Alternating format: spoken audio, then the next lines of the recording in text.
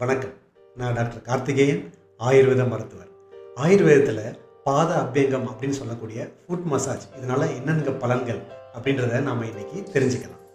பாதத்தில் என்ன தடவுறதால அப்படின்னு பெருசாக பலன் கிடைச்சிட போகுது அப்படின்ற கேள்வி உங்ககிட்ட இருந்துச்சு அப்படின்னா, இந்த வீடியோ பார்த்து முடித்த பிறகு அடடா இதில் இவ்வளோ பலன்கள் இருக்கா அப்படின்னு நீங்களே ஆச்சரியப்படுவீங்க. நம்ம இரவு தினமும் படுக்க போகும்பொழுது பாதத்தில் எண்ணெய் எடுத்து தடவும் பொழுது இந்த பாதம் ரொம்ப சாஃப்டாகி, அதாவது மிருதுன்னு சொல்கிறோம் இல்லையா, அந்த மாதிரி சாஃப்ட் ஆகிடும். அதுக்கப்புறம் பாத வெடிப்பு அது எல்லாமே மறைஞ்சிடும். சில பேர் பாதத்தை கீழே வைக்கும் பொழுது எனக்கு ஒரு கீழே தரையில் வச்ச ஒரு ஃபீலே இருக்க மாட்டேங்குது டாக்டர் அப்படின்னு. அந்த சென்சிட்டிவிட்டி வந்து உங்களுக்கு ரொம்ப கம்மியாக இருக்கும். இப்படிப்பட்ட ஆட்கள் இந்த பாத அபியங்கத்தை தினமும் பண்ணால் ரொம்ப பலன் கிடைக்கும். இதில் பாதத்தை குறைக்கும், இடுப்புலேருந்து கால் வரைக்கும் உள்ள நரம்புகள் இருக்கு இல்லையா, இதை வந்து நம்ம சயாட்டிக் நர்வ்னு சொல்லுவாங்க. இந்த சயாட்டிக் நர்வில் வரக்கூடிய பல பிரச்சனைகளை இந்த பாத அபியங்கம் பண்ணுறதால கண்டிப்பாக குறைக்கலாம்.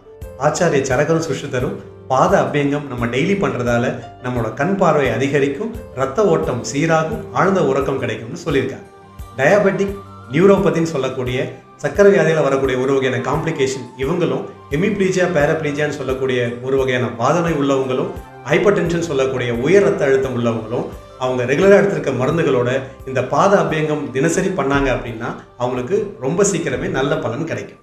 நன்றி.